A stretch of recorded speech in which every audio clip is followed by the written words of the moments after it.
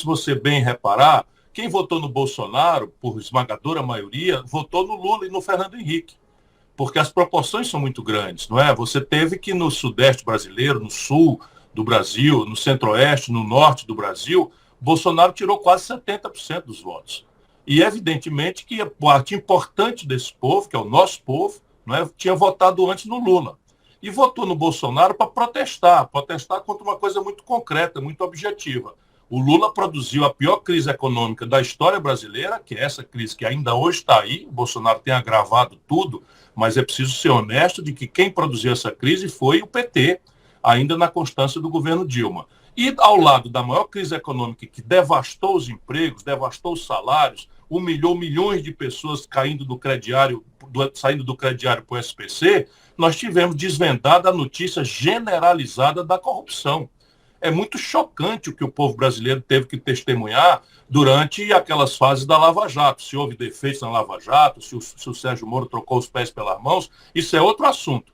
Mas não dá para disfarçar que, enquanto perdia o seu emprego, o seu crédito, a população brasileira foi chocada com a notícia generalizada da corrupção, transformada no elemento central do modelo de poder do PT. Por isso eu entendo com muita humildade o voto de quem protestou. Eu estava ali dizendo, olha, o Bolsonaro não é a resposta para isso. O Bolsonaro é uma pessoa que tem o mesmo tipo de podridão moral. O Bolsonaro não tem vivência, nunca administrou nada. O Bolsonaro é um cara que não tem amor à vida. Tudo isso eu tentei avisar, porque fui candidato em 2018, mas o nível de protesto, o nível de exasperação, de sofrimento, de mágoa com que o povo brasileiro, por esmagadora maioria, foi votar, claramente produziu o Bolsonaro. Não é possível, penso eu, como o Jorge Bornhauser está tentando também dizer, que a gente, para se livrar do Lula, caia no Bolsonaro e na tragédia que ele representa, e agora, para nos livrarmos do Bolsonaro, a gente vai cair nas mãos do Lula, agora mais envelhecido, não aprendeu nada, com as mesmas práticas, andando em jatinho da Prevent Sênior, se encontrando com o Renan Calheiros, com a mesma gente. E eu, então, estou pedindo a Deus que ilumine a minha palavra para que a gente apresente um projeto alternativo.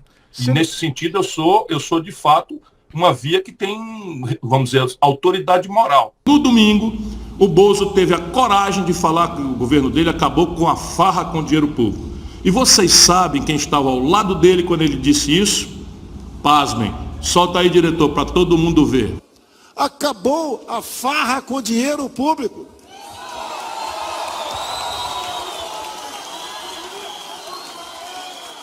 Buscam qualquer coisa, qualquer gota d'água para transformar num tsunami.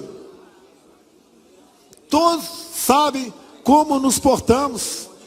3 anos e 3 meses em paz nessas questões. Se aparecer, nós colaboraremos para que os fatos sejam elucidados. Agora você veja a cara de pau, ou se o meme já vem pronto nesse meu serviço aqui de react, porque debater eles não vão conseguir. O Bolsonaro está dizendo, acabou a farra com o dinheiro público, faz 3 anos e meio que eles inventam uma gotinha para transformar no anti-tsunami. E aí a gente fica, homem sério, né? Homem valente, homem não sei o quê, quem fala assim não é gago. Meu irmão, você olhou o quadro grande inteiro? Não olhou não com detalhe? Eu vou te esclarecer para você voltar e ver de novo. Por cima do ombro dele aqui está sabe quem? O ex-presidente Fernando Collor de Mello. Sim, o Collor de Mello, aquele presidente que foi caçado por corrupção no Brasil, que sofreu impeachment, etc, está ali e tal, do lado dele e tal, a testemunhar que agora nós temos um governo sério e tal. Mas achando pouco, está ali, mas no mesmo ladinho, ali por cima do ombro dele, está o Valdemar Costa Neto. Você talvez não saiba quem é, mas eu tenho a obrigação de lhe esclarecer. O Valdemar Costa Neto é o presidente do partido que o Bolsonaro aderiu agora, para ser candidato à reeleição. Só pensa naquilo, se filiou ao partido do Valdemar Costa Neto. Quem é o Valdemar Costa Neto? O Valdemar Costa Neto é o cara a quem o Lula deu o DENIT para ele roubar. E ele caiu no escândalo do mensalão. Assim mesmo, no governo do Lula, houve um grande escândalo chamado mensalão, que era uma roubalheira generalizada, não é? E o Valdemar Costa Neto foi preso e condenado pelo mensalão e pagou cadeia e tal. Pois bem, do lado do Collor e do Valdemar Costa Neto, mas daquela turma toda ali, o Bolsonaro entope a tua consciência, meu irmão. você que ainda tem boa fé, que está chocado com a corrupção do PT, como se ele fosse a mais pura das almas. Não é não. É um corrupto e que se entregou, se vendeu e vendeu o Brasil, igualzinho o Lula fez, aos politiqueiros ladrões desse país.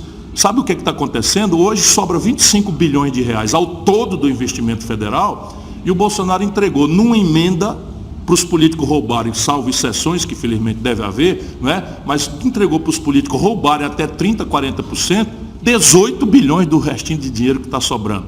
Nós precisamos trabalhar a questão da corrupção fora da manipulação, não é, dos discursos desses anjos que infestam a vida brasileira, ou esse país vai para o vinagre. Bolsonaro foi eleito dizendo que seria diferente. Lula continua fazendo alianças e conchavos com os mesmos que roubaram durante seu governo, sem nenhum pudor. Em 2019, Gedel foi condenado por lavagem de dinheiro depois que a Polícia Federal apreendeu 51 milhões de reais num apartamento em Salvador.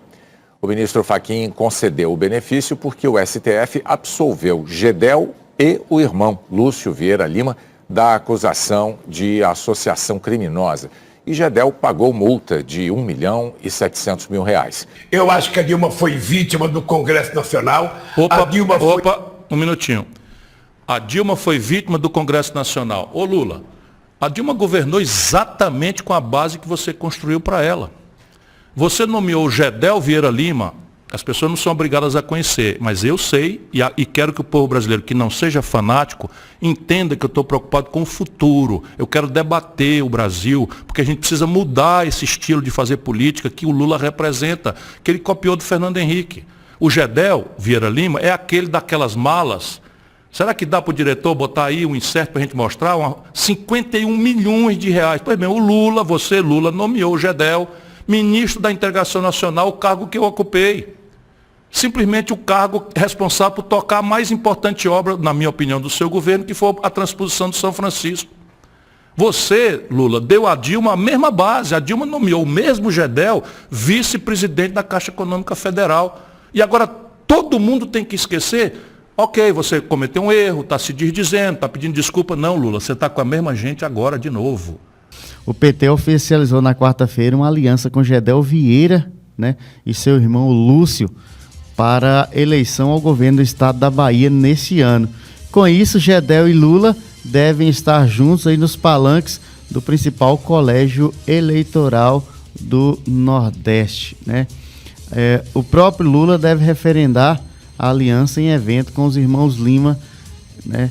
Em troca do apoio do candidato petista ao governo do estado, Jerônimo Rodrigues, os irmãos Vieira Lima indicarão o presidente da Câmara de Vereadores de Salvador, Geraldo Júnior, né? Do ponto de vista aí do MDBista, que deixou a penitenciária há 2 anos, é uma volta por cima na política, né? Você anda mandando emissário para o Michel Temer, que aliás você, na sua irresponsabilidade, botou na linha de sucessão e eu protestei na época. E você e a Dilma disseram que eu estava magoado. Nós vamos agora aceitar essa contradição de novo.